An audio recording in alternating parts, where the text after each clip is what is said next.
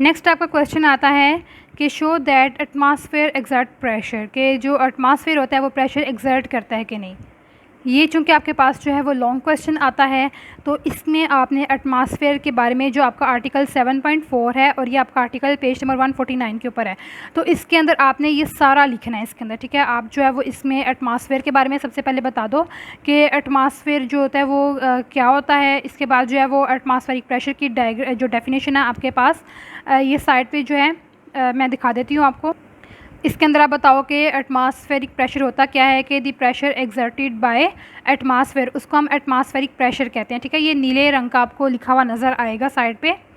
इसके बाद जो है वो आप एटमॉस्फेयर के बारे में बता दीजिए कि एटमॉस्फेयर क्या होता है। यहाँ पे थोड़ा सा इसमें एक दो लाइन में एक्सप्लेन कर दें। इसके बाद जो है वो एटमॉस्फेरिक प्रेशर, चूँकि ये लॉन्ग क्वेश्चन आपको आता है ना, ये लॉन्ग क्वेश्चन बनता है आपका, तो आपने इसके बारे में ज़रूर लिखना है। इसके बाद आप बताओगे कि एटमॉस्फेरिक प्रेशर जो है वो आल्सो डिक्रीज़ करता है, तो इसकी रीज़न यहाँ पे थोड़ा सा ये बता दें। इसके बाद आप जैसे नीचे आएंगे तो यहाँ पे जो है वो आपने ये वाला जो एक्सपेरिमेंट है आपका, एक्सपेरिमेंट नंबर 1, ये आपने ज़रूर लिखना है, क्योंकि आप याद रखें इस बात को कि क्वेश्चन आपका 4 नंबर का है, ये लॉन्ग क्वेश्चन है। तो आप जो है वो एक्सपेरिमेंट ज़रूर बताएंगे, क्योंकि एक्सपेरिमेंट जो है वो आप बताएंगे, एक्सपेरिमेंट के थ्रू आप शो करेंगे कि एटमॉस्फेयर है वो किस तरीके से जो है प्रेशर को एक्सर्ट करता है। तो आपने ये ज़रूर एक्सपेरिमेंट इसका लिखना है। ये मैंने आपको लॉन्ग क्वेश्चन बताया है, लेकिन अगर आपको शॉर्ट क्वेश्चन आ जाता है जैसे एटमॉस्फेयर क्या है, तो जस्ट आप एटमॉस्फेयर के बारे में लिखेंगे। अगर आपको आ जाता है कि एटमॉस्फेरिक प्रेशर क्या है, तो फिर आप एटमॉस्फेरिक प्रेशर के बारे में लिखेंगे। लेकिन यहाँ पे बहरहाल मैंने आपको लॉन्ग क्वेश्चन के तौर पे बताया है। अच्छा जी, नेक्स्ट आपका एक्सरसाइज क्वेश्चन ये है कि क्वेश्चन नंबर 7.8 है, it is easy to remove air from a balloon but it is very difficult to remove air from a glass bottle, why. ठीक है, इस क्वेश्चन में जो है इन्होंने इसकी रीज़न पूछी हुई है कि एटमॉस्फेरिक प्रेशर जो है, अगर आपने किसी बैलून में से एयर को रिमूव करना है तो वो बहुत इजी हो जाता है, ठीक है। आप सिंपल उसका माउथ जो है उसको आप खोलो बैलून का, तो सिंपल एयर जो है उसमें से बाहर निकल जाती है। बट ग्लास के केस में ऐसा नहीं होता, क्योंकि ग्लास में भी आपके पास जो है वो एयर मौजूद होती है, क्योंकि आपको पता है कि एयर जो है वो हर जगह पे मौजूद होती है, एयर एग्जिस्ट करती है आपकी सराउंडिंग्स में, ठीक है। तो ये क्या वजह है कि आप इजीली जो है वो बैलून में से एयर रिमूव कर लेते हो, जबकि बल्कि बैलून में से खुद ब खुद एयर निकल जाती है जब आप उसके माउथ को ओपन करते हो, खोलते हो। लेकिन ग्लास के केस में ऐसा नहीं होता, ठीक है, क्योंकि ग्लास के अंदर जो है वो एयर मौजूद होती है। फिर अब ग्लास में से एयर क्यों इतनी मुश्किल से जो है वो रिमूव होती है, या उसको रिमूव करना क्यों इतना मुश्किल है, तो इसकी रीज़न देखते हैं। तो इस क्वेश्चन का आपके पास आंसर आ जाता है कि it is very easy to fill the air in the balloon because in balloon we can enter the air until pressure inside balloon becomes equal to pressure outside or atmospheric pressure, ठीक है। जो आपके पास balloon होता है ना, उसके अंदर आपको प्रेशर के साथ एयर को एंटर करना पड़ता है, ठीक है। तो इसीलिए उसमें से एयर को रिमूव करना भी ज़्यादा इजी होता है, जबकि ग्लास के केस में क्या होता है, it is very difficult to remove the air from the glass bottle because inside the glass bottle the air pressure is very low and atmospheric pressure is very high, ठीक है। तो इसके अंदर क्या होता है कि उसमें से जो है वो एयर प्रेशर बहुत लो होता है, बट वहाँ पे एटमॉस्फेरिक प्रेशर बहुत हाई होता है। इसीलिए एटमॉस्फेरिक प्रेशर बहुत ज़्यादा हाई होने की वजह से वहाँ से एयर को रिमूव करना बहुत डिफ़िकल्ट होता है, ठीक है। जब एटमॉस्फेरिक प्रेशर वहाँ पे हाई होगा, इट्स मीन वहाँ पे एयर की डेंसिटी ज़्यादा होगी, तो वहाँ पे जो है एयर को रिमूव करना बहुत मुश्किल है। और अगर आपने एयर को रिमूव करना है तो प्रॉपर आपको अरेंजमेंट करनी पड़ेगी। आपके पास जो है वो पंप्स वगैरह स्पेशल आते हैं जो बहुत कॉस्टली होते हैं, और साइंटिफिक एक्सपेरिमेंट्स वगैरह में साइंटिस्ट यूज़ करते हैं, तो वो यूज़ करके तो आपको इसमें से एयर रिमूव करनी पड़ेगी, बट वो बहुत डिफ़िकल्ट टास्क है। इसके बाद आपके पास क्वेश्चन आ जाता है व्हाट इज़ बैरोमीटर। बैरोमीटर क्या होता है, इसके अंदर आपने ऑब्वियसली इसकी डेफिनेशन लिखनी है। यहाँ पे आपके पास जो है वो बैरोमीटर की डेफिनेशन आ जाती है, the instrument that measures the atmospheric pressure are called barometer, ठीक है। वो इंस्ट्रूमेंट आपके पास होता है जिसको यूज़ करते हुए आप एटमॉस्फेरिक प्रेशर को मेजर करते हो। इसकी डिफरेंट आपके पास टाइप्स आ जाती हैं। एग्जांपल में आप लिख सकते हो, फॉर एग्जांपल आपके पास जो है वो मर्करी बैरोमीटर आ जाता है, वाटर बैरोमीटर आपके पास आ जाता है। इसके बाद आपके पास क्वेश्चन 7.10 आ जाता है, why is water not suitable to be used in barometer. यानी जैसे अभी आपने पढ़ा था कि आपके पास मर्करी बैरोमीटर होता है, वाटर बैरोमीटर भी बनाया जा सकता है, लेकिन वाटर बैरोमीटर जो है वो उसको बनाना इतना सूटेबल क्यों नहीं है, ठीक है। तो इसकी रीज़न आप बताओगे इसके अंदर।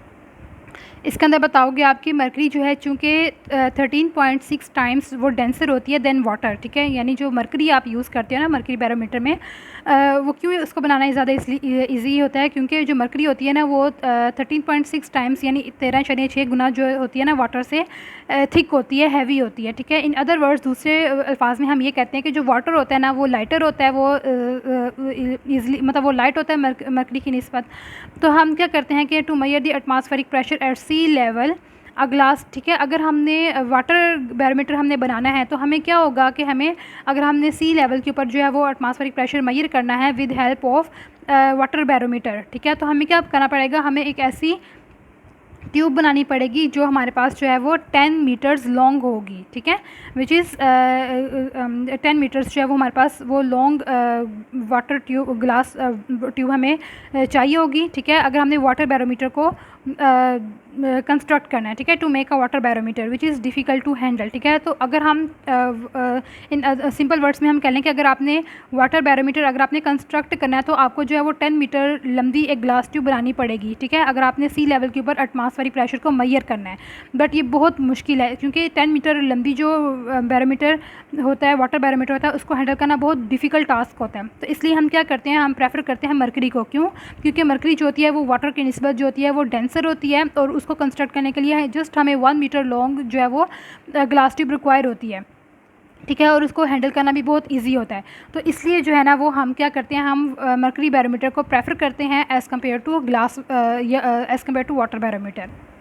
इसके बाद आपके पास क्वेश्चन नंबर 7.11 आ जाता है कि what makes a sucker pressed on smooth wall sticks to it, ठीक है। तो इसका यहाँ पे जो है ना आपको ये शक्कर नज़र आ रहा है डायग्राम के अंदर, ठीक है। इसको क्या होता है कि जब आप इसको जो है वो किसी भी ये जो इसकी सरफेस होती है ना ये आलमोस्ट स्मूथ होती है, तो जब भी आप इसको किसी भी प्लेन सरफेस के ऊपर जो है वो स्टिक करते हो तो वो इजीली जाके उसके ऊपर जो होती है वो स्टिक कर जाती है, ठीक है। तो उसको वो इजीली स्टिक कर जाती है और उसको रिमूव करना भी जो है वो मुश्किल होता है क्योंकि वो दीवार के ऊपर जब आप प्रेस करते हो ना वो चिपक जाती है और उसको जो है वो रिमूव करना मुश्किल होता है। तो इसकी रीज़न क्या होती है?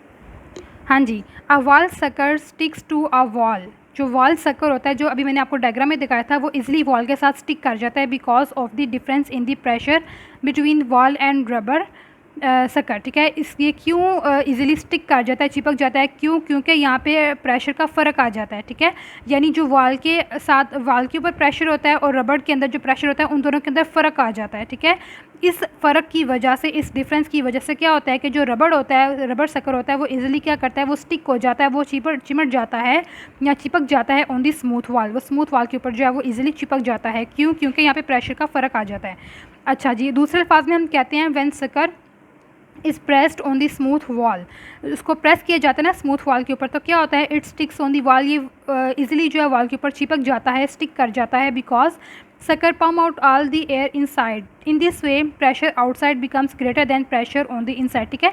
जब आप उसको प्रेस करते हो तो क्या होता है कि जो शक्कर के अंदर वाला प्रेशर होता है उसमें जो एयर होती है ना वो इजीली जो है वो सक आउट हो जाती है, वो बाहर की तरफ निकल जाती है, वो पंप आउट हो जाती है, वो बाहर की तरफ निकल जाती है। उसकी वजह से क्या होता है, जब एयर की डेंसिटी अंदर की तरफ कम हो जाएगी, यानी एयर यहाँ अंदर की तरफ उसकी डेंसिटी कम होगी, एयर सारी बाहर निकल जाएगी, तो क्या होगा कि बाहर की तरफ जो एटमॉस्फेरिक प्रेशर है वो इंक्रीज़ हो जाएगा, जबकि अंदर जो प्रेशर है एयर का वो डिक्रीज़ हो जाएगा। तो ये प्रेशर डिफरेंस की वजह से क्या होता है कि जो शक्कर होता है वो इजीली जो है वो दीवार के ऊपर चिपक जाता है।